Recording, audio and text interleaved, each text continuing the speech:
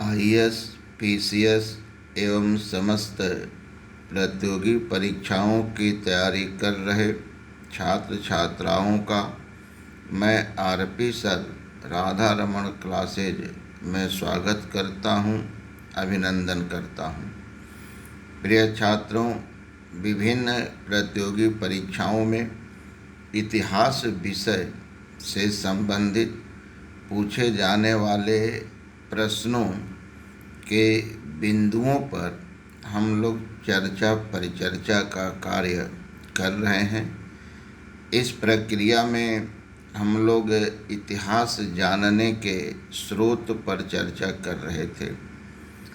पूर्व के वीडियो में हम लोगों ने इस बात पर चर्चा किया कि इतिहास जानने के 3 स्रोत हैं: साहित्यिक स्रोत, विदेशी विद्वानों का वर्णन और पुरातात्विक स्रोत। हम लोग साहित्यिक स्रोत पर चर्चा शुरू किए थे और साहित्य को ब्राह्मण साहित्य, बौद्ध साहित्य, जैन साहित्य में विभाजित किए थे।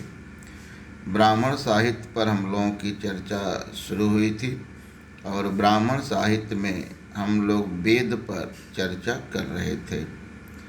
वेद किसे कहते हैं, वेद की उत्पत्ति कैसे हुई है, वेद कितने हैं, इन बिंदुओं पर हम लोग चर्चा किए थे। वेदों में ऋग्वेद पर भी हम लोगों की चर्चा शुरू हुई थी। ऋग्वेद की रचना कब हुई, कहाँ हुई, ऋग्वेद का किन किन विद्वानों ने किन किन भाषाओं में अनुवाद किया, ऋग्वेद पर किन किन विद्वानों ने भाष्य लिखा, और इस प्रक्रिया में सायण और स्वामी दयानंद सरस्वती पर हम लोग चर्चा किए थे। हम लोग इस बात पर भी चर्चा किए थे कि स्वामी दयानंद सरस्वती ऋग्वेद के कुछ ही भाग की भाष्य लिख पाए थे कि उनकी मृत्यु हो गई। उनके अधूरे कार्य को आर्य मुनि द्वारा पूरा किया गया था। प्रिय छात्रों, इसी से आगे हम लोग अपनी चर्चा का प्रारंभ करेंगे। तो प्रिय छात्रों, जो ऋग्वेद था, तो पतंजल नामक विद्वान ने महाभाष्य नामक ग्रंथ की रचना की थी। ये महाभाष्य पाणिनि जी के अष्टाध्यायी पर लिखा गया टीका ग्रंथ है। इस ग्रंथ में पतंजल जी ने बताया कि ऋग्वेद की 21 शाखाएं हैं। उन्होंने अपने ग्रंथ में ऋग्वेद के 21 शाखाओं का उल्लेख किया है। इन शाखाओं में साकल, वास्कल, अश्वलायन, संखायन और मांडुक्य, ये 5 शाखाएं जो है अत्यंत महत्वपूर्ण हैं। प्रिय छात्रों, वर्तमान समय में जिस संहिता का अध्ययन ऋग्वेद के नाम से किया जाता है, उसका संबंध साकल शाखा से है। इस शाखा का नाम साकल इसलिए पड़ा था कि इस शाखा के दृष्टा ऋषि साकल थे और उन्हीं के नाम पर इसका नाम साकल पड़ा था। प्रिय छात्रों, विभिन्न शाखाओं से युक्त ऋग्वेद की जो रचना हुई थी, इस ऋग्वेद में कुल 1052 मंत्र हैं। कहीं कहीं 10,452 भी मिलता है, लेकिन प्रमाणिक संख्या 10,552 बताई गई है। ये 10,552 मंत्र 1028 सूक्त में बटे हुए हैं। सूक्त शब्द से अभिप्राय ऐसे मंत्रों के संग्रह से है जो एक ही विषय से संबंधित होते हैं। ऐसे ही मंत्रों के समूह को सूक्त के नाम से जाना जाता है। 1028 सूक्त जो है 10 मंडल में विभाजित है। अर्थात ऋग्वेद में कुल 10,552 मंत्र 1028 सूक्त और 10 मंडल है। ऋग्वेद के दूसरे से 9वें मंडल को प्राचीन माना गया है। इनमें भी दूसरे से 7वें मंडल तक को ही मूल मंडल कहा जाता है। ऋग्वेद के मंडलों में पहला मंडल सबसे बड़ा है और दूसरा मंडल सबसे छोटा है। ये पहला मंडल सबसे बड़ा है और दूसरा मंडल सबसे छोटा है। पहले मंडल से लेकर 8वें मंडल का जो पहला सूक्त है वह अग्नि देवता को समर्पित है। पहले मंडल से लेकर के 8वें मंडल तक का जो दूसरा सूक्त है वह इंद्र को समर्पित है। तो पहले मंडल से 8वें मंडल तक के पहले सूक्त अग्नि देवता को समर्पित है और दूसरे सूक्त इंद्र देवता को समर्पित है। प्रिय छात्रों, ऋग्वेद के जो मंडल हैं तो प्रत्येक मंडल के अपने अपने ऋषि हैं। जैसे प्रथम मंडल, पहला मंडल जो था, तो पहला मंडल के मंत्रों की रचना कण्व ऋषि, मधुछंदा ऋषि, मेधातिथि, दीर्घतमा और अगस्त्य जैसे ऋषियों द्वारा किया गया था। पहले मंडल के मंत्र विभिन्न ऋषियों द्वारा मिल करके किया गया है। दूसरे मंडल के ऋषि ग्रीष्म मद और इनकी वंश परंपरा के लोग थे। ग्रीष्म मद जी काशी राजवंश के संस्थापक राजा कासु के भाई थे और ये संन्यास ग्रहण करके अरण्यवासी हुए और वहाँ पर ये दूसरे मंडल के मंत्रों को सृजित किए। तीसरे मंडल के ऋषि विश्वामित्र जी थे। विश्वामित्र अयोध्या के शासक राजा हरिश्चंद्र के समकालीन थे। चौथे मंडल के ऋषि वामदेव जी थे। वामदेव उत्तरी पंचाल के शासक सहदेव के समकालीन थे। पांचवें मंडल के ऋषि अत्रि थे। छठे मंडल के ऋषि भारद्वाज थे।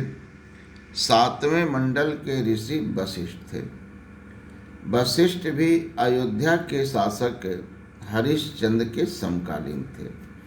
इस तरह से आप देख रहे हैं कि ऋग्वेद का तीसरा मंडल और सातवां मंडल उन ऋषियों के द्वारा लिखा गया जो समकालीन थे। दोनों हरिश्चंद्र के समकालीन थे तो आपस में भी समकालीन हुए थे। आठवें मंडल के मंत्रों की रचना कण्व ऋषि, भृगु ऋषि, अंगिरस ऋषि द्वारा किया गया था।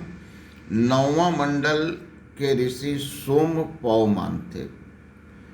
ऋग्वेद का ये नौवां मंडल पूर्ण रूपेण सोम देवता को समर्पित है, सोम देवता को अर्पित है। इस मंडल में जितने भी मंत्र हैं सभी मंत्रों में सोम देवता की ही स्तुति की गई है। प्रिय छात्रों, 10वें मंडल के ऋषि भी विभिन्न 10वें मंडल के मंत्र भी विभिन्न ऋषियों द्वारा लिखे गए हैं, जिनमें त्रित, बीमद, इंद्र आदि का उल्लेख किया जाता है। प्रिय छात्रों, ऋग्वेद के मंत्रों की रचना पुरुष ऋषियों के साथ साथ महिला विदुषियों द्वारा भी किया गया था। ऋग्वेद में महिला विदुषियों की संख्या 21 बताई गई है।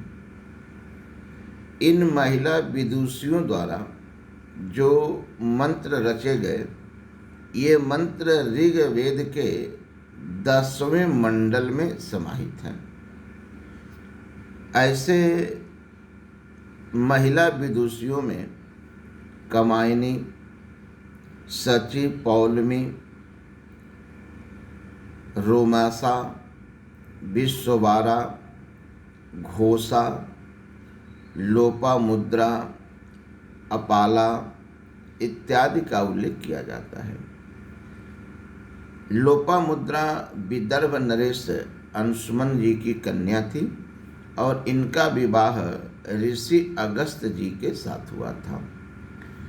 प्रिय छात्रों, ऋग्वेद के दूसरे मंडल से 7वें मंडल तक एक अद्भुत समानता का दर्शन होता है। ये मंडल एक ही ऋषि और उनकी वंश परंपरा के द्वारा रचे गए हैं, इसीलिए दूसरे से 7वें मंडल को वंश मंडल या ऋषि मंडल के नाम से भी जाना जाता है। प्रिय छात्रों, अगर आप आईएएस की, पीसीएस की विभिन्न प्रतियोगी परीक्षाओं की तैयारी कर रहे होंगे तो आप विगत वर्षों के प्रश्न पत्रों को देखें तो कई बार पूछा गया है कि ऋग्वेद के किन मंडलों को ऋषि मंडल या वंश मंडल कहा गया है। विभिन्न परीक्षाओं में कई बार ऋग्वेद के मंडलों के ऋषियों पर भी चर्चा की गई है कि किस मंडल के कौन ऋषि है, किस मंडल के कौन ऋषि हैं। इस तरह की तमाम प्रश्न पूछे गए हैं। तो भविष्य में भी होने वाली परीक्षाओं में इस तरह के प्रश्न पूछे जा सकते हैं। इन प्रश्नों पर आप अपना दृष्टि जमाए रखें, इनकी मदद करते, इनका अध्ययन करते रहें। प्रिय छात्रों, ये जो ऋग्वेद है, इस ऋग्वेद से 1500 से लेकर 1000 ईसा पूर्व के बीच सप्त सैंधव प्रदेश में रहने वाले लोगों के धार्मिक, आर्थिक, सामाजिक, भौगोलिक स्थितियों की जानकारी प्राप्त होती है। ऋग्वेद के आधार पर जो समाज, अर्थव्यवस्था, धर्म स्थापित हुआ, इसकी चर्चा हम लोग ऋग्वैदिक काल में करेंगे। ऋग्वैदिक कालीन लोगों के भौगोलिक ज्ञान का आधार, भौगोलिक ज्ञान का निर्धारण ऋग्वेद में वर्णित नदी सूक्त और पर्वत सूक्त के आधार पर किया गया है। ऋग्वेद में जो नदी सूक्त है, इसमें कुल 25 नदियों का उल्लेख मिलता है। पर्वत सूक्त में सिर्फ एक पर्वत हिमालय का ही उल्लेख हुआ है। हिमालय के साथ साथ ऋग्वेद में मुजवंत नामक एक शिखर का भी उल्लेख मिलता है। इस मुजवंत शिखर सोम नामक वनस्पति के लिए प्रसिद्ध था। यहाँ पर सोम नामक वनस्पति बहुतायत से प्राप्त होती थी। मुजवंत शिखर की पहचान वर्तमान समय के कश्मीर से किया गया है। यह शिखर प्राचीन काल में कश्मीर में स्थित था। ऋग्वेद में जो नदियों का वर्णन किया गया है, उनमें से कुछ महत्वपूर्ण नदियां हैं जो आज भी प्रवाहित हो रही हैं, बह रही हैं।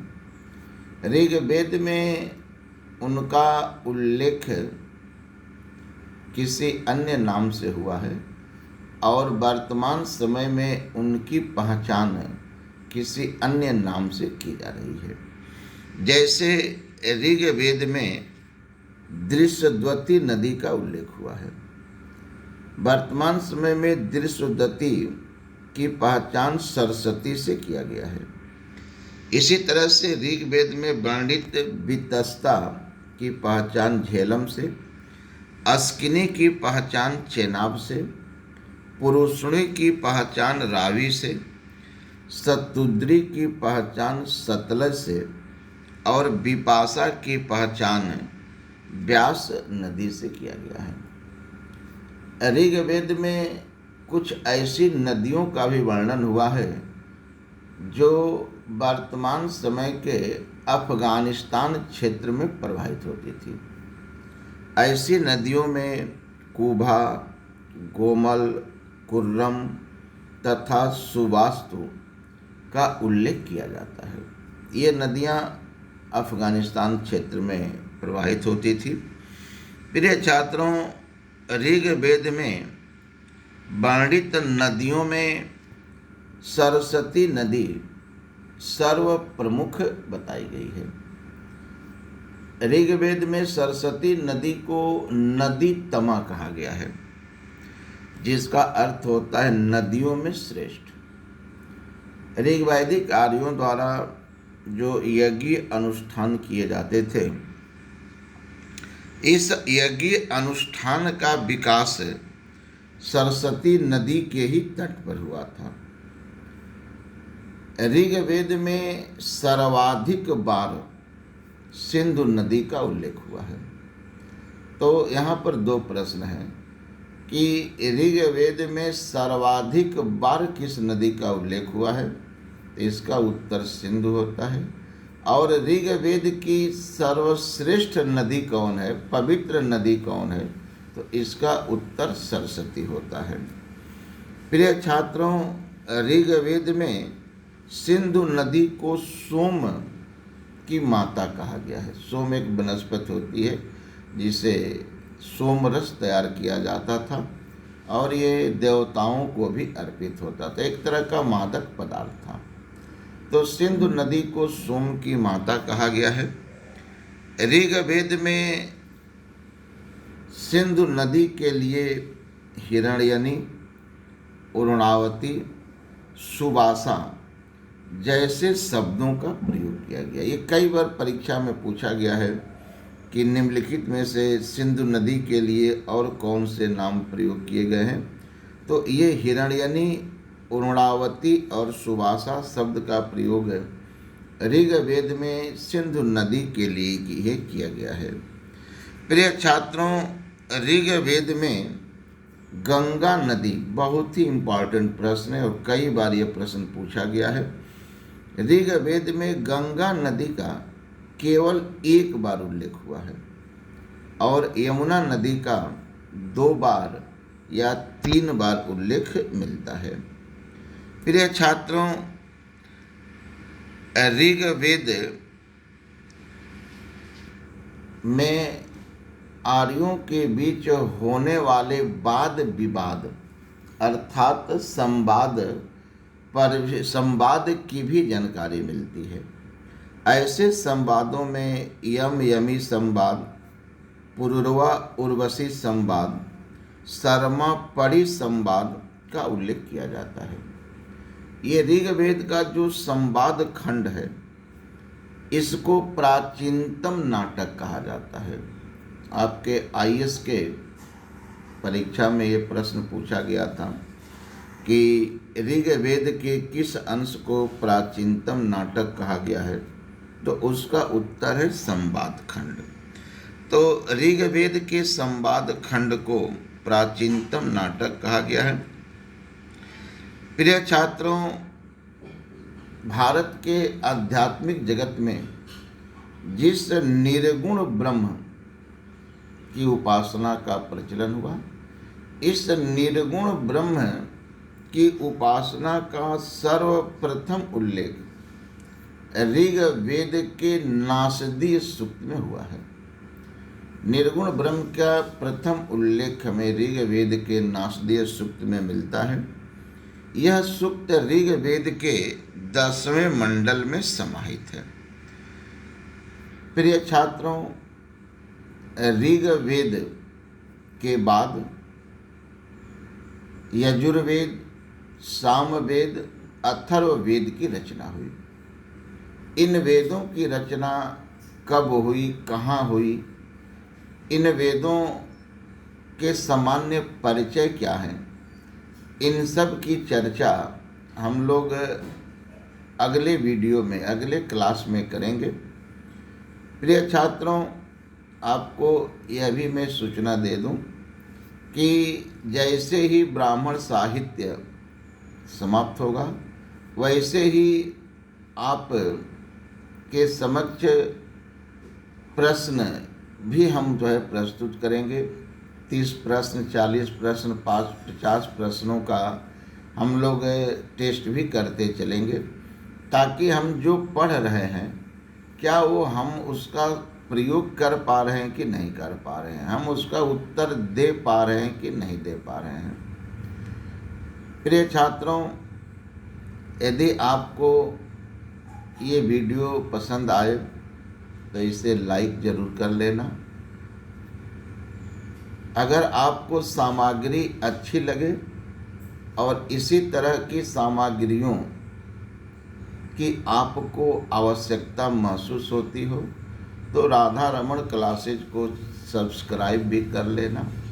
और तुम्हारे मन में थोड़ा भी परोपकारी भाव होगा, दूसरे की मदद करने के इच्छुक होगे, तो इस वीडियो को शेयर कर देना, ताकि अन्य का भी लाभ हो सके, अन्य को भी ज्ञान प्राप्त हो सके। क्योंकि किसी का सहयोग करना सबसे बड़ा धर्म है, और जो किसी का सहयोग करता है भगवान भी उसी का सहयोग करता है। इस व्यवस्था को, सिद्धांत को दृष्टि में रखना। इसी के साथ मैं अपनी वाणी को विराम देता हूँ। आप सभी जहाँ रहें सुरक्षित रहें, कर्म करें, मेहनत करें, अपने लक्ष्य को प्राप्त करें। सभी को धन्यवाद, सभी को शुभ कामना।